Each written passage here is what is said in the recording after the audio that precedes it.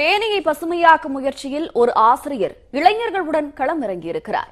அவர்கள் மரங்களை நட்டு வளர்க்கும் முறை அனைவரையும் திரும்பி பார்க்க வைத்திருக்கிறது.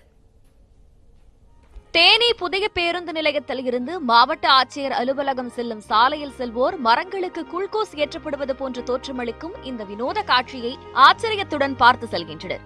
ஆனால் கோடை வெப்பத்தின் வறட்சியால் மரக்கன்றுகள் பாதிக்கப்படாமல் இருக்க அரசு பள்ளி ஆசிரியர் ஒருவர் தம்முடைய மாணவர்களுடன் இணைந்து மேற்கொண்டுள்ள நூதன முயற்சிதான் இது. ஐயனாபுரம் அரசு பள்ளி ஆசிரியர் பெருஞ்சித்திரன் மற்றும் அவரது மாணவர்கள் ரீட்டோ என்ற தொண்டு நிறுவனத்துடன் இணைந்து தேனியில் பசுமையை பாதுகாக்கும் முயற்சியில் ஈடுபட்டுள்ளனர். நோயுற்றவர்களுக்கு வழங்குவது போன்று மரங்களுக்கும் தண்ணீரை அதன் வேருக்கு நேரடியாக வழங்குகின்றனர். நாவல், புங்கை, வேம்பு, வாதமரம் உள்ளிட்ட 10 வகையிலான மரங்களை இவர்கள் நட்டு வளர்த்து வருகின்றனர்.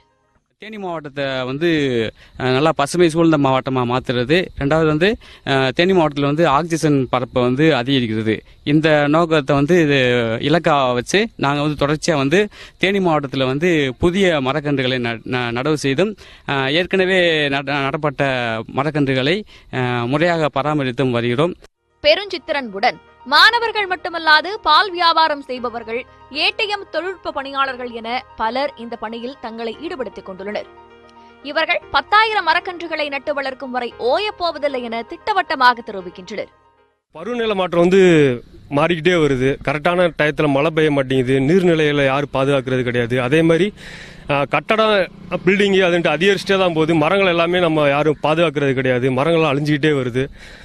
மரக்கன்றுகளை பாதுகாத்து வந்தோம்னாக்கு நமக்கு அந்த பருவநிலை மாற்றத்தை முன்னால் எப்படி இருந்ததோ அதே மாதிரியே கொண்டு வந்துடலாம். அதே மாதிரி பார்த்தீங்கன்னா எங்களுக்கு தேனி மாவட்டத்தை பசுமை நிறைந்த மாவட்டமாக மாற்றி கொண்டு வரணும்னு நாங்கள் ஆசைப்பட்டிருக்கோம். அதை கண்டிப்பான முறையில் நாங்கள் செயல்படுத்திய தீர்வு, அதில் எந்த மாற்றமும் கிடையாது. அதே மாதிரி இந்த திட்டம் முடிஞ்ச உடனே பார்த்தீங்கன்னா அடுத்து மியாவாக்கி ஃபாரஸ்ட் அப்படின்ட்டு ஒரு 10,000 மரக்கன்றுகள் நடுறது மாதிரி நாங்கள் ரெடி பண்ணிட்டு இருக்கோம். அதாவது 10 வருஷத்தில் வளரக்கூடிய மரம் பார்த்தீங்கன்னா 2 வருஷத்தில் வளர்ந்து வந்துடும். அதுக்கான இயற்கை உரங்களும் நாங்கள் ரெடி பண்ணிட்டு இருக்கோம். நாளுக்கு நாள் புவி வெப்பமயமாதல் அதிகரித்து மனிதன் வாழ்வதற்கு ஏற்ற சூழல் குறைந்து வரும் இவ்வேளையில் நகரை பசுமையாக மாற்றுவதற்கு இந்த இளைஞர்கள் மேற்கொண்டு வரும் சேவையானது மகத்தானது. சாலையோரம் நடப்பட்டுள்ள இவற்றை கண்டுவிட்டு வெறுமனே கடந்து போகாமல் ஒவ்வொருவரும் இதுபோன்று மரக்கன்றுகள் நடுவதற்கு முன்வந்தால் நகரங்கள் பசுமையாகும் என்பதில் மாற்று கருத்தில்லை. நியூஸ் 8 தமிழ்நாடு செய்திகளுக்காக தேனியில் இருந்து சதீஷ்குமார்.